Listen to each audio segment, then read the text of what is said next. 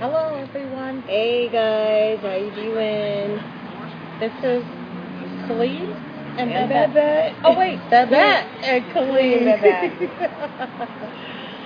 We wanted to follow up with you today now that we've had some time to catch up, and we're going to update you on how the press conference for Tanya Reeves' Remembrance and Tanya Reeves' Law went.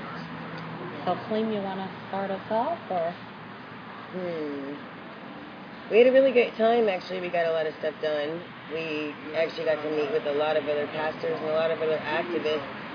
The pastors we've met before and we've worked with before, but the people, some of the people, like there were two young ladies. What group were they out of?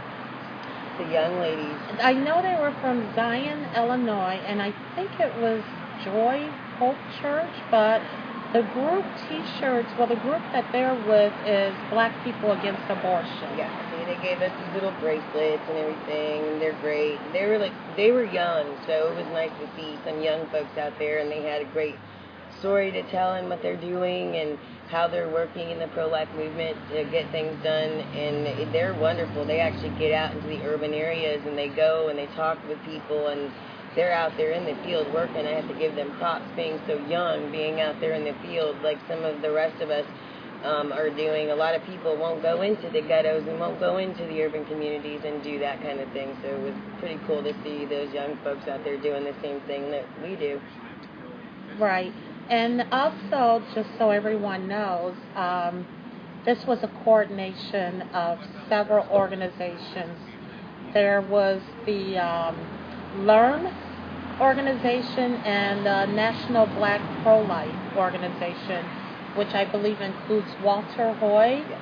Reverend Walter Hoy, Reverend Alveda King, Pastor Caesar LaFleur was the Chicago host for this event, and also our direct contacts.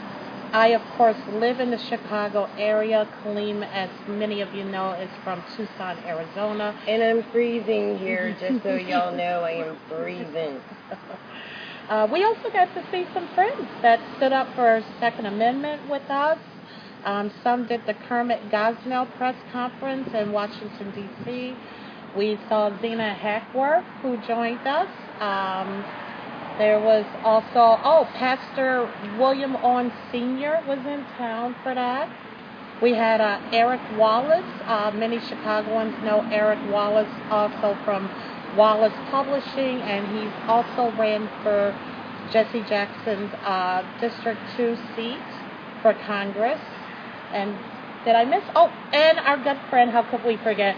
Lonnie Poindexter. Lonnie Poindexter with Star Parker's Urban Cure organization came out for the press conference. And then I believe, just so many great, wonderful advocates came out for this. Take a Stand for Life. Tanya Reeves, as many of you may be aware of, was a 24-year-old Chicago woman who died from a botched abortion last year. She left a 1-year-old son, and she had a fiance. So Kaleem and I were honored to be invited, not only as media bloggers, but also as to give our voice and opinion as advocates for life.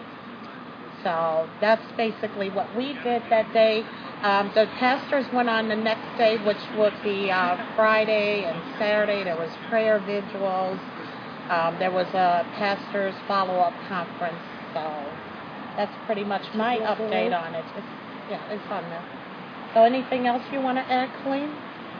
We pretty much covered that. Covered that. I was just trying to make sure our link was up live because I don't see the link on here. And also, we were on the Urban Family, Star Parker's in the Beltway radio show. That was yesterday morning. We had a little technical glitch getting Colleen's voice in there. So Babette had to run with the show. And as many of you know, as you can tell, I like to talk. Colleen is over here doing the technical work, and our graphics guy Jason is doing our video work right now. So if there's any questions from any of you all, the live stream is on my page, and you can click in, and we'll be happy to follow up with anyone else besides the fact that Colleen thinks it's freezing here in Chicago, It's Illinois. cold. It's cold. Oh, I just had a question. Babette, are you really a conservative or are you a liberal spy with your cousin? If she were oh my goodness, I think they try to take us out everywhere we go. They don't take their own people out like that. That's good. I think I do have another comment. Let me see here. Oh, I'm not going to answer your question, Butch, about the WWF because I really don't know a thing about the WWF. The WWF? Is that what he's asking? The WWF. Oh my goodness. All you need to know about the WWF is it is fake. It is not real. It's fake. Okay? That's all you need to know. I do know that I want to make a statement that I am really tired of everything now from the Zimmerman and Martin case. Everything is becoming race. I'm seeing also postings that are really beginning to irritate me. Oh, look, Clem, it's our favorite It's our favorite friend. The helicopter for the local police decides to go overhead at this time. So, I do want to say, though, is that... Hi, guys. I think that was my cousin's decal since Obama was in town. I think they may be sending a drone or something to take us out. Who knows? I do want to say that lately now I'm seeing postings that are saying, this white man died. How come there's no protest for this? Or this white teenager was beaten up. I don't see protests for that.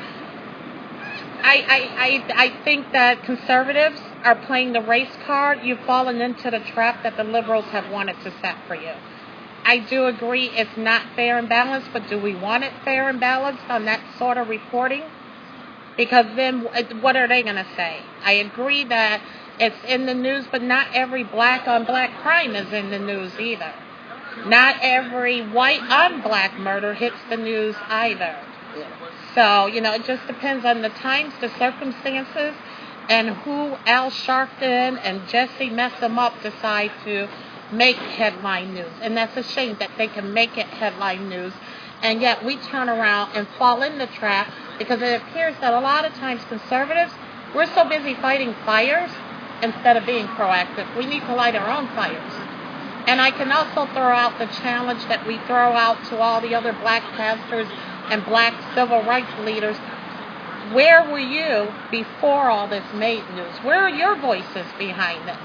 Whether it's black, white, Hispanic, if you see something or hear about or read about an atrocity like that should get coverage, then go ahead and call the media, call your local media, blast it out on social media, but you don't need to always title it.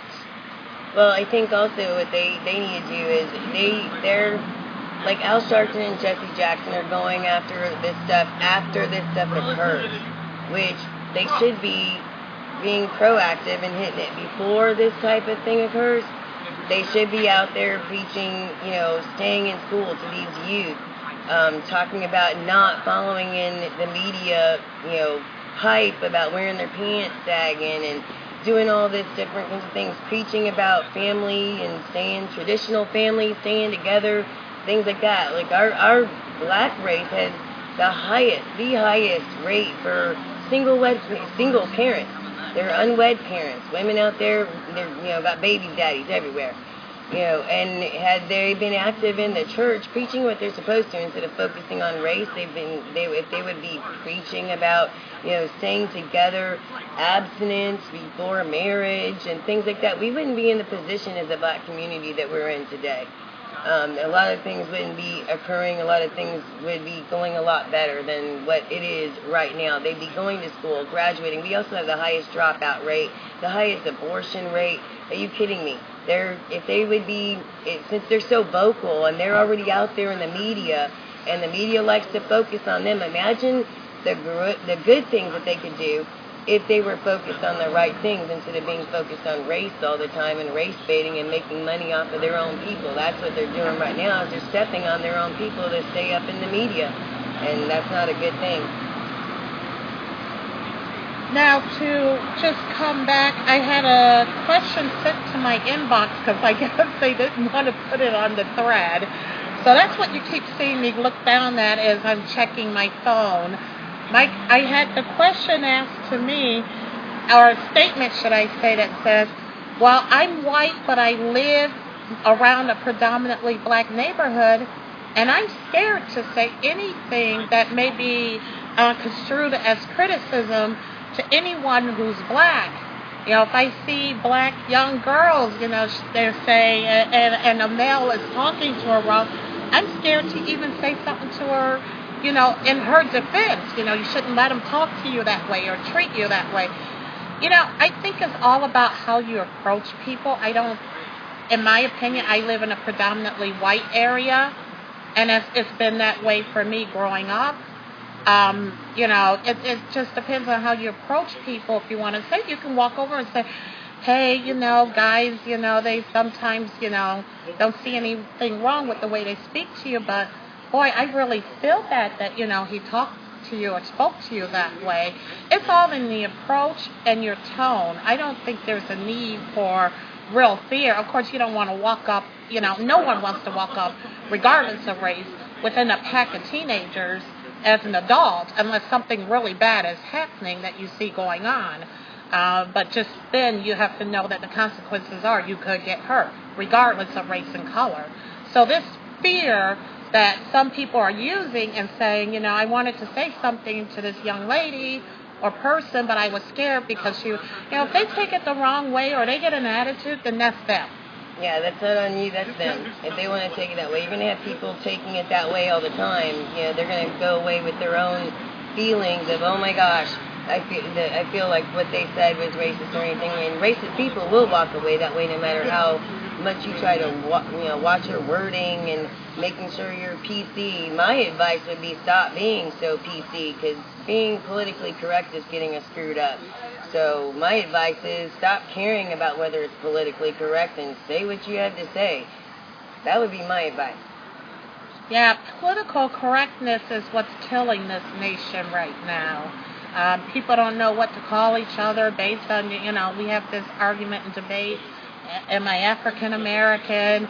Am I Black American? You know, and then we have, now it's becoming, I love this. This is now becoming a new slogan, unhyphenated American. You know, let's just quit worrying about what American you are. You're American. You're American. American is an American. You can call me whatever you like. I really don't care as long as you call me, okay? Just call me by my name. Yeah, by a respectful name. A respectful name. Call me out a name and I might call you one back. But we need to just go back to being able to have communications and relations. And then to go back and tie that in also with this press conference we had the past week, I also want to say I wrote a blog that, you know, every other day it seems like someone discovers on where were the black pastors before the hoodie. A lot of us, and I'm noticing too, that's becoming a new mantra, the new fall guy, the bump in the road. Within the conservative movement is, well, where are the pastors? And we do agree, the pastors need to be preaching and leading their communities and not doing and preaching based on how they think it'll affect their tithes and the coffers. Also, at the same time, though, we can't leave it up to just to the pastors in the communities. And that goes along with this, get rid of this PC, and people need to get out, you know, even if it's the community next to yours. Volunteer to tutor, an after-school tutor program for a low-income area or a school that has predominantly low-scoring children. You can make a big difference just by being a volunteer and you're in there and you're tutoring and they have someone to look up to. And just in the way you relate to them and talk to them, if they're predominantly black or Hispanic, it gives them a new perspective if you're white on someone who is white. Just like out here. A lot of children have a different perspective on black people just because meeting me, working at the school, Mrs. Youngberg. I mean, I make an impact on children's lives. It's not so much all the time what you say to people, it's what you do. It's what you do. Well, Exactly. It's what you do. We have a lot of people out there that are talk, and nobody's doing anything but just sitting there on a computer and talking and chatting. You need to get out there, get involved in your communities. There's so many different things that people can be doing out there. Everybody on my feed asks, like, well, what can I do? You can attend your meetings. Everybody is on Common Core right now. Everybody's talking about the educational system and, oh, we need to abandon it and flee it and everything else. No, what we need to do is start getting in there on the school boards and changing the stuff and fixing it is what we need to do. You can go to your town hall. You guys have town halls out here. We have, town halls in Arizona too. But you guys can go to our Arizona, you can go to your legislative district meetings. You can go to town halls. All those things are open to the public. Get involved. Have your voice heard. Everything works from the bottom up, not the top down. So we need to start getting people out there, getting people active and getting their voices heard. Conservatives have gotten lazy. They're sitting there and complaining about things, but they're not doing anything to help themselves. We need to get out there and start doing stuff that will help ourselves. When we got lazy, it was easy for people to come in, the Democrats to come in and take over and do what they want to do, because here we are sitting at home on our computers talking and crying and whining about what we don't like. But we're not going to fix anything by being online and chit-chatting and talking to the choir about what we don't like. You have to get out there and get in the mix of things and actually get to fixing the things within the communities, and the easiest way to start changing that is from the bottom. Get active, get in your communities, go volunteer at a school or a food bank, get on your school boards, different things like that. There's a lot of different things people can do to get active and have their voices heard and begin to create a change within the people. So when you do that, it changes people's hearts and minds is where you need to change. Once you do that at the bottom level, that'll start influencing the top level of politics, and that's what you have to do. You want to see a change where your leaders aren't like, Republicans are calling each other rhinos every day. You want to change that, then start with the heart and minds of the people, change that from the bottom. Then you're going to start saying, oh, well, we need more conservative people, and they'll start voting for all those conservative people, and you're going to see a change at the top realm of the politics. Whereas if you don't, all you're doing is going to scream rhino and vote them out. You're going to get the same thing because the hearts and the minds of the people haven't changed, and you're going to vote in the same type of person. That's right. So, I'm going to wrap it up for Talk Thursdays. This was great because this is one of the rare times you're going to actually get to have Kaleem and I at the same time. Because I'm taking my freezing behind back to Arizona where I can get warm. But thank you, guys. Hope you enjoyed the brief opportunity to see us in video together. Good night. Good night.